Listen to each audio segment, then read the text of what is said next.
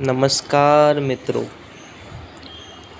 आपका स्वागत है आपके अपने YouTube चैनल सनातन संत लोक देवता पे। मैंने पूर्व में आप सभी के बीच में राजा हरिश्चंद्र की कथा लेकर आया था। अब उन्हीं के वंश में राजा रघु उनकी कथा लेकर मैं आज उपस्थित हुआ। आज मैं राजा रघु की कथा में आपको बताऊंगा महाराज रघु का दान। महाराज रघु अयोध्या के सम्राट थे। वे भगवान श्री राम के पितामह थे। उनके नाम से ही उनके वंश के क्षत्रिय रघुवंशी कहे जाते हैं। एक बार महाराज रघु ने एक बड़ा भारी यज्ञ किया। जब यज्ञ पूरा हो गया तब महाराज ने ब्राह्मणों तथा दीन दुखियों को अपना सब धन दान कर दिया। महाराज इतने बड़े दानी थे कि उन्होंने अपने आभूषण, सुंदर वस्त्र और सब बर्तन तक दान कर दिए। महाराज के पास साधारण वस्त्र रह गया। वे मिट्टी के बर्तनों से काम चलाने लगे। यज्ञ में जब महाराज रघु सर्वस्व दान कर चुके तब उनके पास वर्तन्तु ऋषि के शिष्य कोत्स नाम के एक ब्राह्मण कुमार आए। महाराज ने उनको प्रणाम किया, आसन पर बैठाया और मिट्टी के गड़ुए से उनके पैर धोए। स्वागत सत्कार हो जाने पर महाराज ने पूछा, आप मेरे पास कैसे पधारे हैं? मैं क्या सेवा करूं? कोत्स ने कहा, महाराज मैं आया तो किसी काम से ही था, किंतु आपने तो सर्वस्व दान कर दिया है। मैं आप जैसे महादानी उदार पुरुष को संकोच में नहीं डालूंगा। महाराज रघु ने नम्रता से प्रार्थना की, आप अपने आने का उद्देश्य तो बता दें। कोत्स ने बताया कि उनका अध्ययन पूरा हो गया है। अपने गुरुदेव के आश्रम से घर जाने से पहले गुरुदेव से उन्होंने गुरु दक्षिणा मांगने की प्रार्थना की।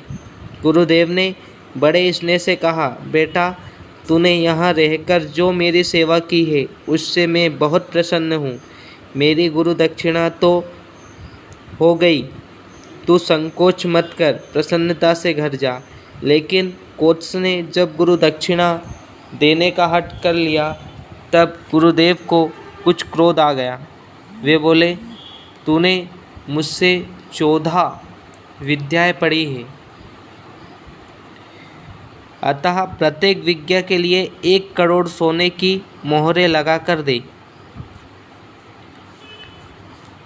1 करोड़ सोने की मोहर लाकर दे प्रत्येक एक विद्या के लिए।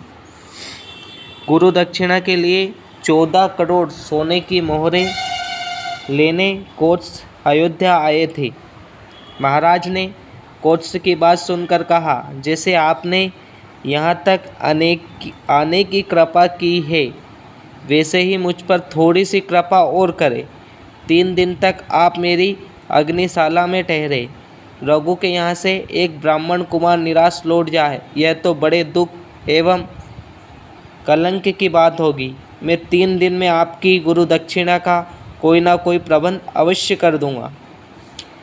कोत्स ने अयोध्या में रुकना स्वीकार कर लिया। महाराज ने अपने मंत्री को बुलाकर कहा, यज्ञ में सभी सामंत नरेश कर दे चुके हैं, उनसे दोबारा कर लेना न्याय नहीं है। लेकिन कुबेर जी ने मुझे कभी कर नहीं दिया। वे देवता है तो क्या हुआ, कैलाश पर रहते हैं, इसीलिए पृथ्वी के चक्रवर्ती सम्राट को उन्हें कर देना चाहिए।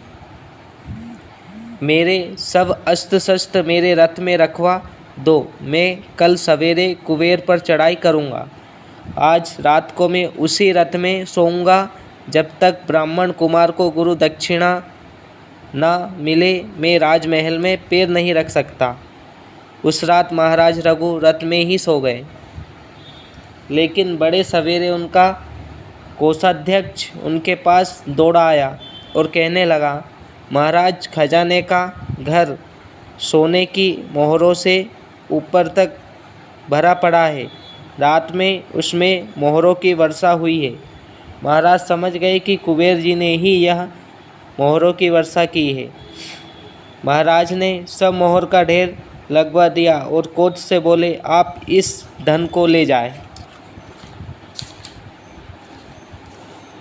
कोच ने कहा, मुझे तो गुरु दक्षिणा के लिए 14 करोड़ मोहरें चाहिए, उससे अधिक एक मोहर भी मैं नहीं लूँगा। महाराज ने कहा, लेकिन यह धन आपके लिए आया है।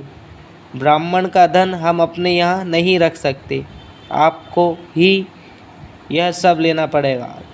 कोच ने बड़ी दृढ़ता से कहा, महाराज, मैं ब्राह्मण हूँ, धन का मुझे करना क्या है? आप इसका चाहे जो करें, मैं तो एक मोहर अधिक नहीं लूँगा। कोच 14 करोड़ मोहर लेकर चले गए। शेष मोहर महाराज रघु ने दूसरे ब्राह्मण को दान कर दी।